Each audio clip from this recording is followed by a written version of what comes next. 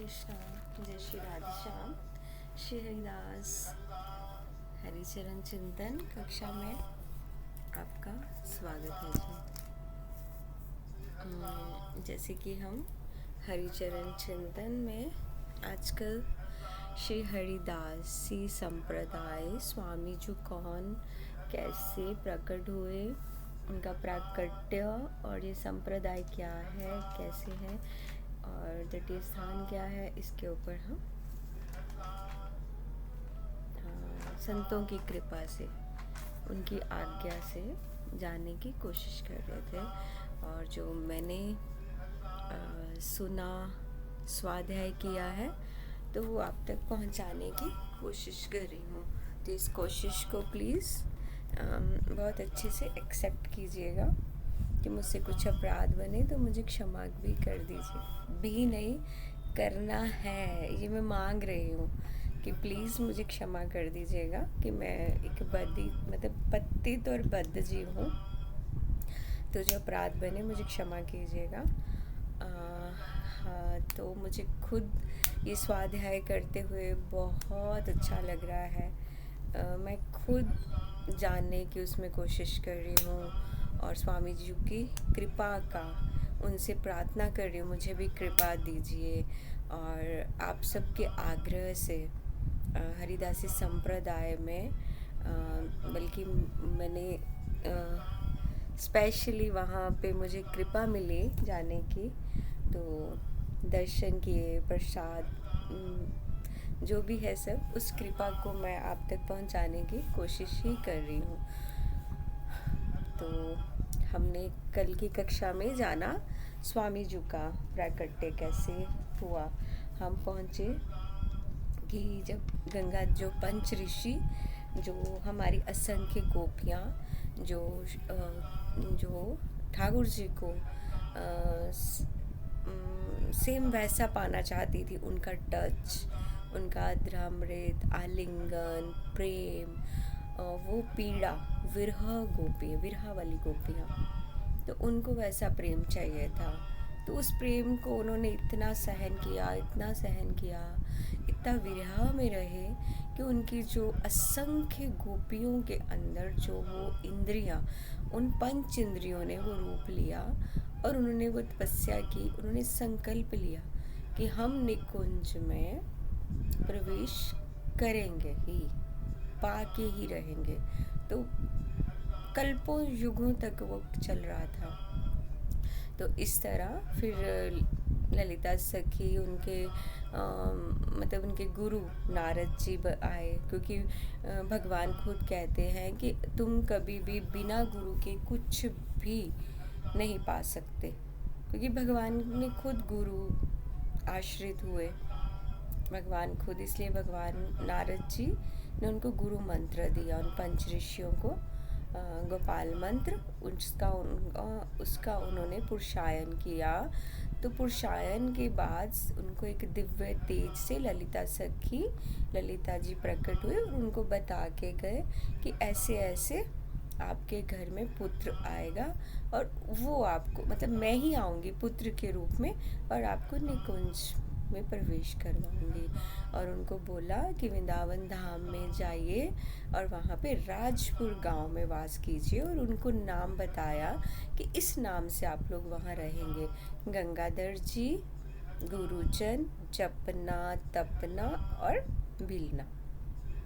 इस तरह वो आके वहाँ पे वास करने लगे हैं। तो यहाँ तक हमने कल चर्चा की। तो आज की चर्चा क्या है? अब स्वामी जी का प्राकट्य होने वाला है। तो स्वामी जी का प्राकट्य होने वाला है, तो इसमें हम लीला स्मरण करते हैं।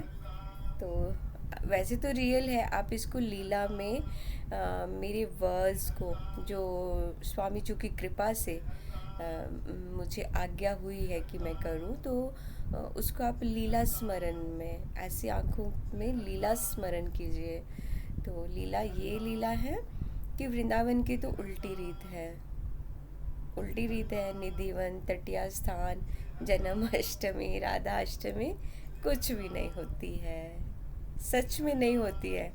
वृंदावन में तटिया सा उल्टी रीत भी चलती है, सुलटी भी चलती है वहाँ। यहाँ पे तटिया स्थान निधि वन में जन्माष्टमी और राधाष्टमी नहीं होती है। अगर वहाँ आप जाएं और उनको पूछो तो वो बोलेंगे श्यामा श्याम। जैसे आप पूछेंगे उनको ना कि श्यामा श्याम तो आपके आराध्य है, और फिर भी आप ना श्यामाजू, श्यामजू, प्रिया प्रियतम का आप फेस्टिवल उत्सव ही नहीं करते, उनका जन्म, उनका प्राकट्य ही नहीं सेलिब्रेशन करते।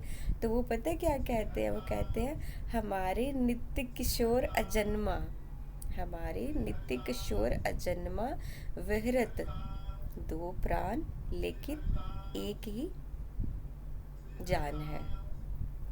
तो वो बोलते हैं ना कि दो प्राण लेकिन एक ही जान है। तो विहारी विहारिणी जू नित्य है, उनका तो जन्म होता ही नहीं है ना, अजन्मा है, भगवान तो अजन्मा है। उल्टी रीत है, प्रेम की उल्टी रीत। प्रेम का प्रमुख मेन वृंदावन धाम है, वृंदावन धाम प्रेम का है। कौन पावे, या का है ना, इस पे एक लाइन आती है, कौन पा मेरा गला छने, कौन पावे या को पार, ये वृंदावन धाम है, इसका पार कोई नहीं पा सकता। तो पांचों जो प्रकट हुए थे, पंच और ऋषि, तो वो साथ ही रहते थे, सब साथ रहते थे।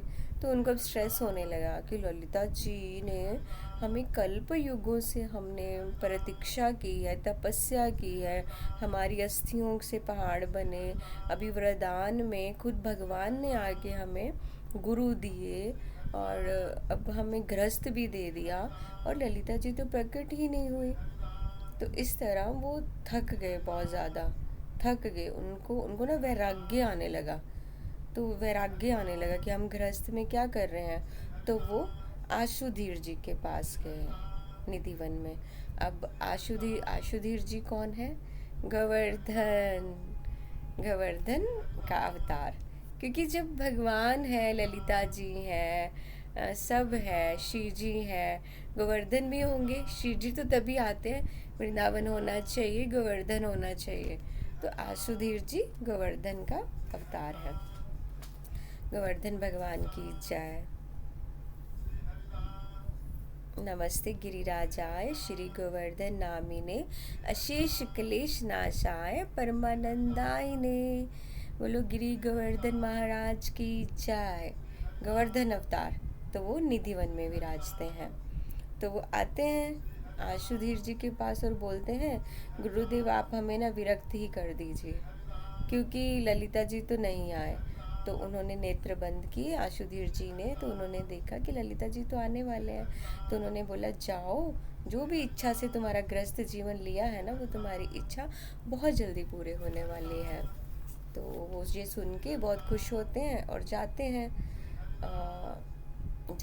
और घर आते हैं। घर आके उनकी पत्नी चित्रा जी पूछती हैं कि तुम तो विरक्त होने गए थे बे, तुम क्यों आ गए?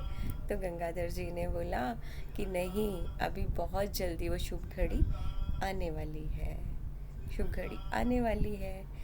ललिता, मतलब ललिता सखी आने वाले हैं, ललिता सखी जी का जन्म होने वाला है। ललिता सखी, जैसे हम ललिता सखी कहते हैं ना, हम सब, ललिता सखी जी का आगे अवतार हुआ स्वामी जू, लेकिन निकुंज में उनको ललिता सखी नहीं कहते हैं। एक सीक्रेट, इसको आप जल्दी से लिख लीजिएगा। ललिता सखी है निकुंज लीला में प्रेम सहेली। प्रेम सहेली जब तटीय स्थान में या कुंजों में जब समाज गायन होता है, प्रेम सहेली के भी गायन होते हैं, ये अलग से है। तो उनको वहाँ पे निकुंज में प्रेम सहेली कहते हैं। स्वामी जी को भी प्रेम सहेली कहते हैं। जय जय जय जय जय प्रेम सहेली की जय। और पता है, गूज़बम्स आ रहे हैं मुझे आपको उसको कहते हुए, ये सब ना, मतलब एक मेरा भी स्वाध्याय हो रहा है। तो ललिता सखी तो, और पता क्या है, जो अभी कुंज में जो आपको पुरुष रूप में दिखते हैं ना, जब आपको कुंज में जाते हैं तो पुरुष में है, पुरुष शरीर में है, बाद में वो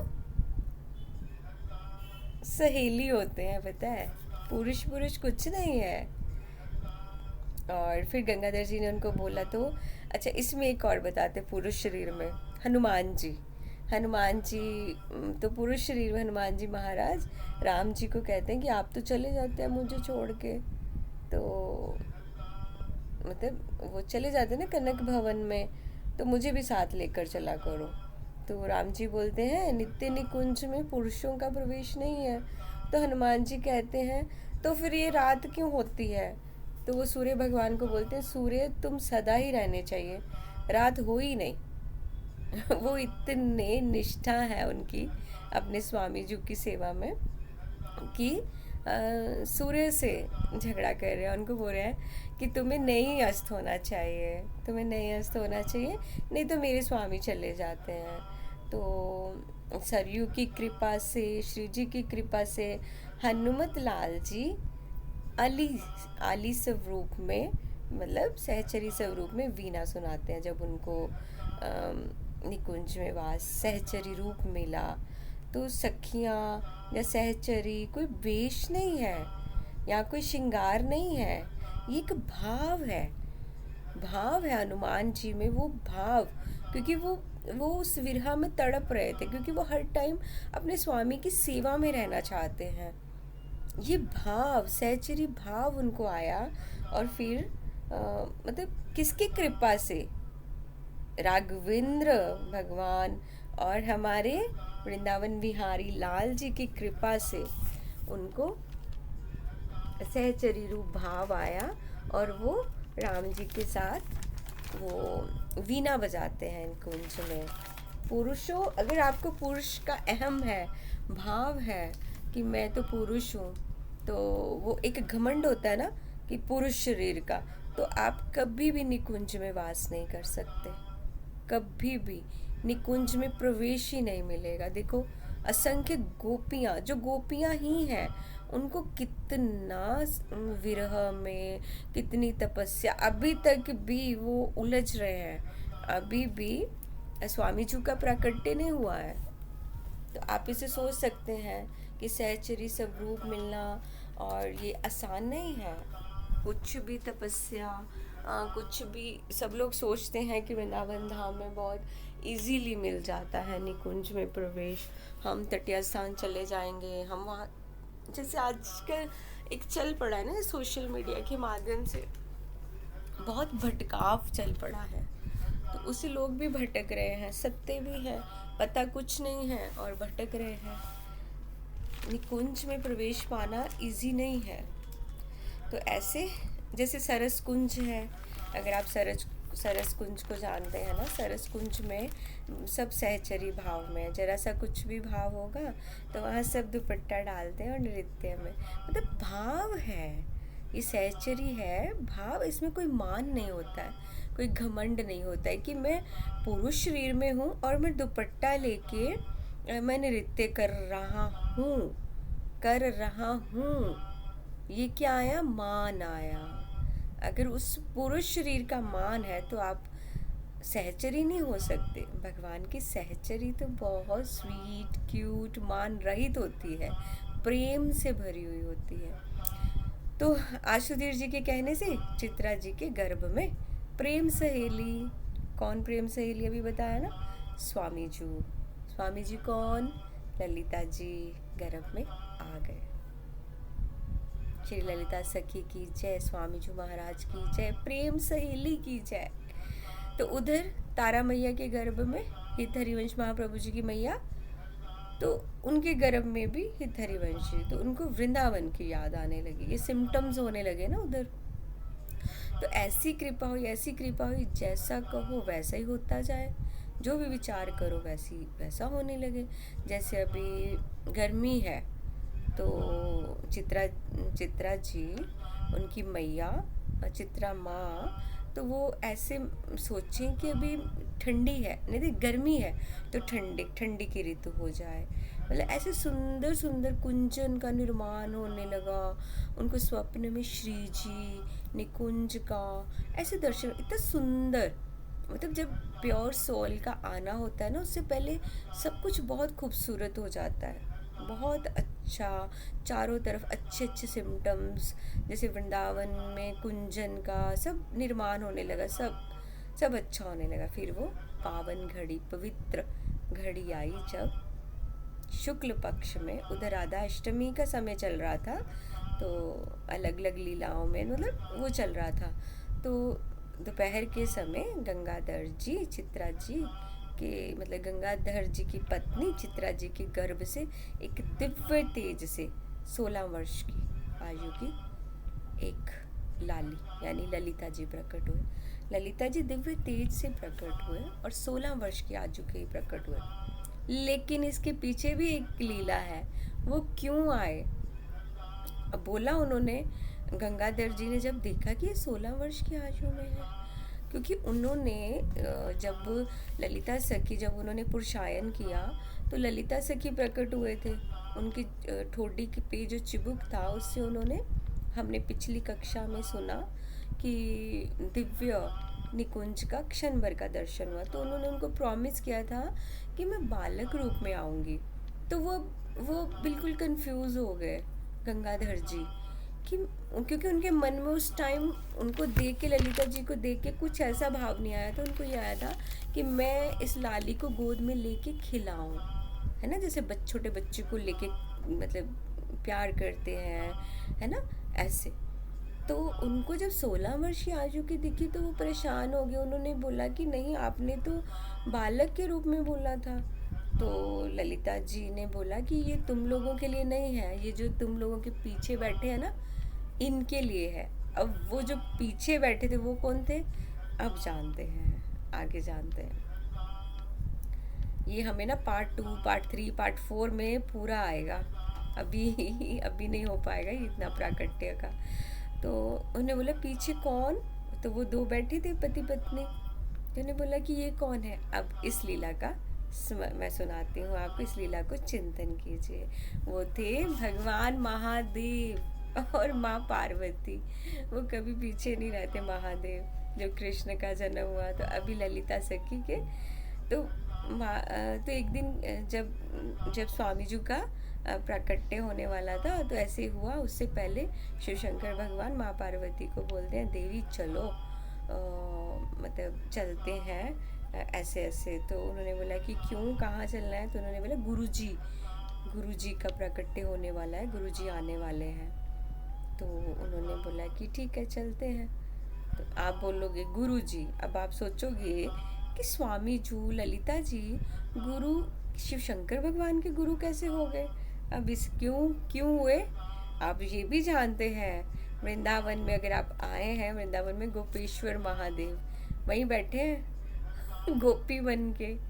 निकुंज का प्रवेश चाहिए था उनको, तो निकुंज का प्रवेश की निकुंज का अगर आपको प्रवेश चाहिए तो चाबी, मैंने फर्स्ट कक्षा में ही बोल दिया था कि निकुंज की चाबी किसके पास है, हमारी ललिता सखी, हमारी स्वामी जो, हमारी प्रेम सहेली के पास, हमारी प्रेममयी प्रेम सहेली के पास है।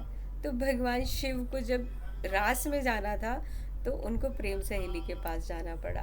तो उस लीला में क्या हुआ था, हमने थोड़ा सा पता है ना सबको कि गोपेश्वर ऐसे ऐसे है, लेकिन अंदर वो क्या हुआ था, वो ऐसे हुआ था जब भगवान आए, मतलब महादेव को महारास में जाना था। तो उनको पहले बोल दिया कि नहीं नहीं ऐसे नहीं आ सकते, पुरुष का प्रवेश नहीं है, श्रृंगार कर मतलब गोपी आनी, मतलब गोपी रूप में। तो वो अन्नपूर्णा मैया के पास गए और बोला मेरा श्रृंगार कर दो। फिर श्रृंगार करके आ गए। फिर उन्हें बोला कि श्रृंगार नहीं चाहिए, मतलब गोपी स्वरूप, सहचरी रूप, भाव, अभी बोला ना भाव, श्रृंगार से ऊपर से कोई मतलब नहीं है, अंदर से हमें सहचरी भाव होना चाहिए। तो देवादिदेव तो परेशान हो गए। तो उन्होंने उतने में भगवान को, ठाकुर जी को उन्होंने देख लिया। वो महाराज में थे श्री जी के साथ। उन्होंने देखा कि महादेव आए हैं, तो वो उठने लगे। तो उतने में ललिता सखी ने बोला आप बैठिए, मैं जाती हूँ, क्योंकि चाबी तो ललिता जी के पास है। श्याम सुंदर आ भी जाते तो कुछ भी नहीं कर सकते थे श्याम सुंदर कुछ नहीं, खुद भी बैठे हैं ना सेवा कुंज में श्री जी के चरणों में तो उनकी तो चलनी नहीं थी, मेरी श्री जी की ही चलती है सब जगह। तो ललिता सखी की चलती है, श्री श्याम सुंदर को कुछ नहीं है।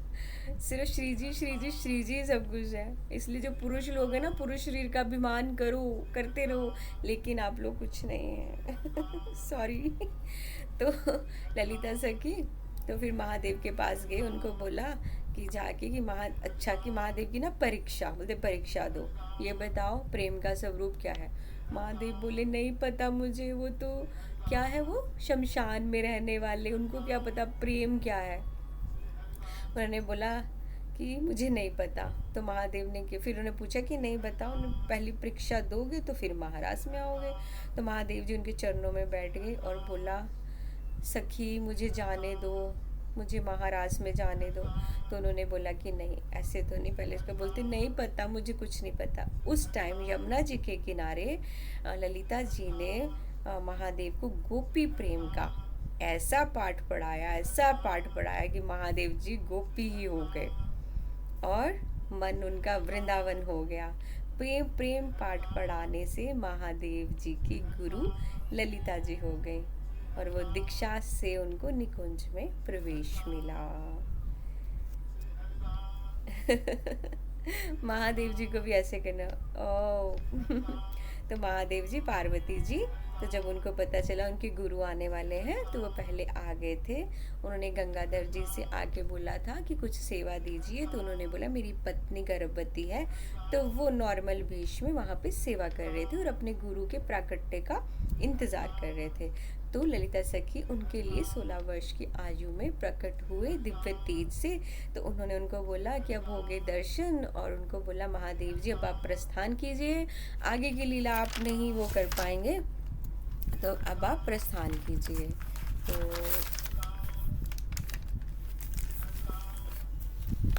कि आपके लिए नहीं है। तो उन्होंने प्रस्थान किया। ललिता सखी फिर सुंदर बालक के रूप में श्री हरिदास के रूप में प्रकट हुए। जैसे ही बालक के रूप में आए गंगाधर जी सीधे आशुधीर जी के पास निधिवन गए, कैसे ऐसे बालक प्रकट हुआ है। तो उनको तो पहले ही पता था कि आने वाले हैं, कि प्रकट होने वाली है ललिता जी। तो उन्होंने गोद मतलब वो आए, मतलब जब उनके घर आ रहे थे चित्रा जी को देखने, मतलब दर्शन के लिए बालक के, तो सारे रास्ते में मतलब वो निधिवन में मतलब सब जगह मिठाइयाँ बांटते आ रहे थे कि ललिता जी प्रकट हो गई, ललिता जी प्रकट हो गई। तो जब आए तो उन्होंने बालक को गोद में लिया। पहले उन्होंने बोला गंगाधर जी को कि आप ज़्यादा अधिकारी हैं। तो फिर उन्होंने गोद में मतलब गंगाधर जी ने उनको बोला कि आप ज़्यादा अधिकारी हैं। फिर उन्होंने पहले कि आप गोद में लीजिए। उन्होंने गोद में जैसे ही लिया और उनके गले में कंठी डाल दी और कान में जन्म से ही उनको गुरु दीक्षा हो गई थी स्वामी जी की। और गोद में लेकर छत पे चले गए और नृत्य करने लगे, गाने लगे। निधिवन में बजत बधाई, मतलब मेरा गला अच्छा नहीं है। निधिवन में बजत बधाई हरिदास नवेली आई, कुंज विहारी श्री हरिदास, कुंज विहारी श्री हरिदास, वृंदावन विहारी लाल की जय, श्यामा प्यारी कुंज विहारी जय जय श्री हरिदास दुलारी। तो इस तरह उन्होंने बहुत सारा नृत्य किया और वृंदावन में ललिता अली श्री हरिदास के रूप में प्रकट हो गई। स्वामी जी महाराज इतने सुंदर, इतने आकर्षण था उनमें बचपन में कि सभी लोग उन प्रेम करते थे, अपने घर ले जाते थे। लेकिन वो बहुत गंभीर, मतलब बहुत चुप रहते थे। बच्चों को भी सोचना पड़ता था कि इनसे कैसे खेलें। वो बहुत सुंदर स्वामी जी। और उनका क्या था पहनावा, अभी जब हम स्वामी जी को देखते हैं ना तो वो है ना उनका विरक्त रूप, लेकिन पहले स्वामी जी पीली धोती और नीला दुपट्टा। अब इससे आप समझ गए होंगे पीला क्या है, पीताम्बर, और नीला दुपट्टा किसका है, श्यामा जी का। श्यामा जी को ब्लू कलर बहुत पसंद है, ब्लैक भी पसंद है क्योंकि ब्लैक उनके प्रियतम का है। तो वो श्यामा जी का ब्लू, श्यामा को वो एक पल भी दूर नहीं करते थे, वस्त्र के रूप में भी अपने साथ रखते थे। तभी तो कहते हैं जो भी वेश वस्त्र जो भी मेरे प्रियतम को प्रिय है वही मुझे धारण करने हैं। हमारी बाईसा मीरा भाई का पद है ना, मैं वैरागन, उसमें है ना पूरा, मैं तो वही वेश धरूंगी कि जो मेरे प्रियतम को पसंद है। मीरा मीरा ये भी हम नाबा जी के उसमें ही, जो भक्तमाल मैंने स्टार्ट की थी ना, भक्तमाल में ही है ये। मैं भक्तमाल के जो चरित्र मैंने स्टार्ट किए थे उसमें, तो उसी में ही है ये हरिदास, स्वामी हरिदास जी का। फिर इसको मैं आगे लेके जा रही हूँ, स्वामी दास जी का प्राकट्य, देन बिहारी जी कैसे आए, इसको हम पार्ट 1 2 3 4 में कवर करेंगे। तो स्वामी जी ऐसे है ना, तो ऐसे रहते थे, नीला पीली धोती और नीला दुपट्टा, विरक्त नहीं थे तब वो। तो एक दिन स्वामी जी 12 13 वर्ष की आयु होगी, मानसरोवर, वो अपनी मानसी में ही रहते थे। तो मानसी सरोवर, अगर आपने वृंदावन आए हैं तो मानसरोवर गए होंगे, तो मानसरोवर गए तो वहाँ पीछे पीछे वो ऋषि, वो पंच ऋषि जो हमने गंगाधर, एक तो उनके पिता, एक उनके मामू, और भजना भीलना है ना, ये सब वो भी उनके पीछे चले गए। और विट्ठल विपुल देव जी को कभी नहीं भूलना है। गुरुजन के घर पे कौन, किन्होंने जन्म लिया था? विट्ठल विपुल देव। वो कौन है? वृंदावन धाम, ललिता सखी, श्यामा चू, प्रिया प्रियतम, जहाँ वहाँ वृंदावन भी होगा, यमुना मैया होगी और गोवर्धन भी होंगे। गोवर्धन कौन है? आशुधीर जी। तो इस तरह वो उनके पीछे पीछे चले गए। और पता है एक मेन इम्पॉर्टेंट बात, स्वामी जो कि हम चलते हैं तो हमारी परछाई दिखती है ना, तो ये हमने सुना है कि अगर परछाई नहीं दिखे तो दैट मीन्स कि हम बहुत जल्दी मरने वाले हैं। तो स्वामी जो की परछाई नहीं दिखती थी, बिल्कुल नहीं दिखती थी, तो वो उनके पीछे पीछे आ गए। तो स्वामी जी तो ऑल टाइम मानसी में रहते थे, तो वो वहाँ भी मानसी में कैसे वहाँ आ गए। तो जब उन्होंने देखा कि ये लोग भी आ गए, तो उन्होंने उनको बोला मानसरोवर में जाओ स्नान करो। तो वो गए मानसरोवर में, स्नान किया, उनको जुगल जुगल चूड़ामणि की दीक्षा दी, जुगल चूड़ामणि की दीक्षा दी। तो दीक्षा के समय उनके नेत्र बंद थे, तब उन्होंने बोला, स्वामी जी ने, नेत्र खोलो, नेत्र खोलो और दर्शन करो। जैसे उन्होंने नेत्र खोले, दर्शन किया, जो सारा वो था ना, तभी तो बोलते मानसरोवर में अगर आप गए हैं, यहाँ पे टेम्पल है, मानसरोवर है, उसके बैक साइड में अगर आप बिल्कुल साथ में, वहाँ वो वृक्ष नहीं बोलना गलत है, पूरा निकुंज है। तो सब परिवर्तित हो गया, नित्य निकुंज। स्वामी जू ललिता सखी ने उनके लिए नित्य निकुंज ओपन कर दिया, खोल दिया। मतलब जैसे उन्होंने देखा, श्यामा श्याम, प्रिया प्रियतम, मतलब लीला, उनको लीला का दर्शन होने लगा। जैसे उनको लीला का, फिर उनके मन में कल्प, मतलब कल्प युगों से उन्होंने तपस्या की, किसके लिए? सिर्फ किसके लिए? निकुंज के प्रवेश के लिए। उनको ये लगा कि हम देख तो पा रहे, हम प्रवेश तो कर नहीं पा रहे। तो स्वामी जी ने आज्ञा की कि ये जो जुगल चूड़ामणि मंत्र है, इसका 32 लाख, देखो हम सब सोचते हैं निकुंज का प्रवेश ऐसे ही मिल जाएगा, ऐसे ही मिल जाएगा, है ना। देखिए कितनी असंख्य गोपियाँ, गोपियों जैसे प्रेम कौन कर सकता है। अभी तक परीक्षा खत्म नहीं हुई, अभी भी उनको क्या बोला स्वामी जी ने? 32 लाख बार जप करना है, फिर सहचरी रूप सहज से प्राप्त हो जाएगा। किसका करना है? जुगल चूड़ामणि का। तो स्वामी जी जैसे उनको बोला और वो वहीं पे करने लगे जुगल चूड़ामणि मंत्र। और स्वामी जी तुरंत उठे और निधिवन में आशुधीर जी के पास गए, उनके चरणों में गिरे, वो उनके गुरु। तो उन्हें बोला, हे गुरुदेव, मुझ पे कृपा कीजिए, मुझे विरक्त की दीक्षा प्रदान कीजिए। स्वामी जी महाराज की जय, बोलो वांके बिहारी लाल की जय, विट्ठल विपुल देव वृंदावन अवतार उनकी जय, श्री जी की